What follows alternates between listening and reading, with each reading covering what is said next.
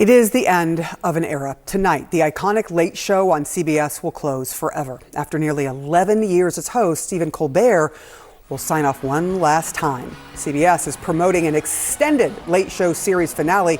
CBS canceled the show 3 decades after it first premiered with David Letterman at the helm. The network said the decision was purely financial, but the move sparked accusations that CBS caved to political pressure from the Trump administration, a constant target of Colbert. The big question now, what's next for Colbert? CNN chief media analyst Brian Stelter is joining us now. First of all, this is happening tonight, the last show. What can we expect from tonight's show?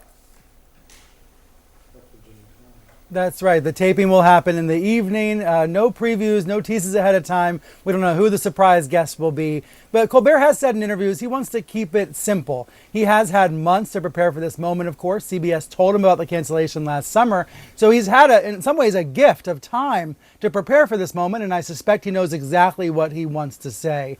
It's amazing to go back down the kind of the history timeline here and think about Colbert's 11 years on The Late Show, taking over from David Letterman in 2015. We went back and looked at the first episode. You know, some of his first guests were Jeb Bush and Bernie Sanders. It was the middle of the 2016 presidential primary cycle. And here's what Colbert had to say about that. As the Late Show host, I have huge responsibilities. And even though I have Jeb Bush on the show later tonight, I promise you, just like the rest of the media, I will be covering all the presidential candidates who are Donald Trump. You know, Colbert's show, that was 2015. Then in 2016, as the election was ramping up, he really struggled at first. He was on this much bigger stage, having moved over from Comedy Central. He didn't really know how to perform to the CBS audience. There was even talk about totally revamping the show. But then the 2016 election night was a turning point. His reaction to Trump's surprise victory, his appeals to the audience. You know, he became a voice of the Trump resistance, first during Trump's first term, now again in Trump 2.0. Politics became an inescapable part of the show, but The Late Show was about so much more than politics. And I think the viewers who are mourning the end of the show today, they're going to miss Colbert the human. You know, he was ministerial in nature, a comforting presence at the end of the night. And yes, he was an outspoken Trump critic, but he was so much more than that. Yeah, I mean, look, you write that the monologues made sense of the news, but it also made you be able to laugh about things that maybe stress a lot of people out. And people appreciated being able to sort of laugh it out alongside with him. And sometimes he was laughing at himself. So a lot of people going to miss him, certainly, just like they did Letterman. Make the world a little bit less bleak. That's right. Yeah. It's a really special format. That's right. Well, that's the thing. The Late Show is about more than Colbert. It was about top 10 lists and stupid human tricks and all the rest. It was about that experience at the end of the night, and that's what we're losing in this country. And it's bigger than the late night, I think, Sarah. Yeah, losing in this country and losing in New York City, where you can go see the show. Brian Stelter, it is a pleasure. Thank you for writing through it. You can see his full article on CNN.com.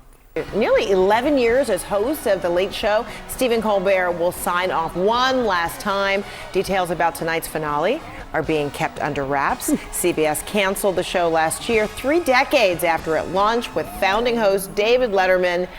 It was a shocking move because the show is typically the highest rated in late night. And it sparked accusations that CBS caved to political pressure from the Trump administration. In a new interview with NBC, Letterman says the end of The Late Show is a, quote, huge mistake and loss for American culture. Let's talk more about all of this with Jason Lynch. He is the curator of the Paley Center for Media. And I wonder, what's your prediction, so to speak? We know there are kind of mystery guests, but do you think this will be a night of tears or kind of jaw-dropping laughter? What do you think? If we know Stephen Colbert, I think it's going to be a little bit of everything.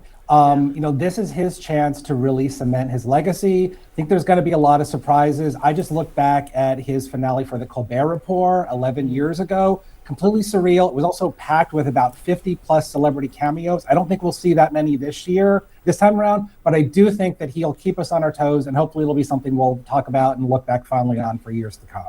Mm-hmm. Jason, I want to hit on something that Letterman said, that this is sort of part of the American culture, the American zeitgeist, and has been for decades. And to have it go, I mean, what does that mean, and what does it say about where we are? Because the media landscape, of course, is ever changing, but in this show, Colbert has made it onto social media like nobody's business. People are clipping it constantly. Yeah, we always say when a late night talk show host signs off, we always call it the end of the era. But this really does feel like the end of an era, because it's not just CBS saying, okay, we're going to bring another host in. They are ending the Late Show franchise completely. And, there is this, yes, the landscape has changed for TV. Linear ratings aren't what they were. But to your point, what these hosts, what Colbert and other hosts say on their shows still makes global headlines. It gets clipped. It still has an impact. Yes, it's not necessarily in the TV ratings, but they still have an impact. We still have that connection with people, and that's a connection now that's going to be lost without Colbert here. Yeah, is it your fear that this is kind of the end of like television, political satire, or do you see it reinventing itself in some other way, shape, or form? Because there really is a thirst, a hunger for it still. Yeah. There absolutely is. And, what is so important about these shows is that you need these comedians to react in real time to the news of the day, whether it's serious, whether it's silly. We want that interaction. And I certainly hope, and I'd like to hope that it will continue, that it will find a way to continue. To your point, it still continues on social. And it would have been unfathomable even a decade ago to think that late night as we know it would cease to exist. And, now I look at the remaining crop of late night hosts, and it's not out of the realm of possibility to think that these will be the last late night hosts that we ever see. And when they end up stepping down, whether it's of their own volition or not, that will be it for this genre. I hope that's not the case, but it's quite possible that it will be. Yeah, I do want to ask you about how people are generally seeing this from across the media, but also the audience. Do they believe CBS that this is just about money and this was a financial decision, or do they really look at this as the pressure coming from the Trump administration down onto CBS that ended up pushing this show off?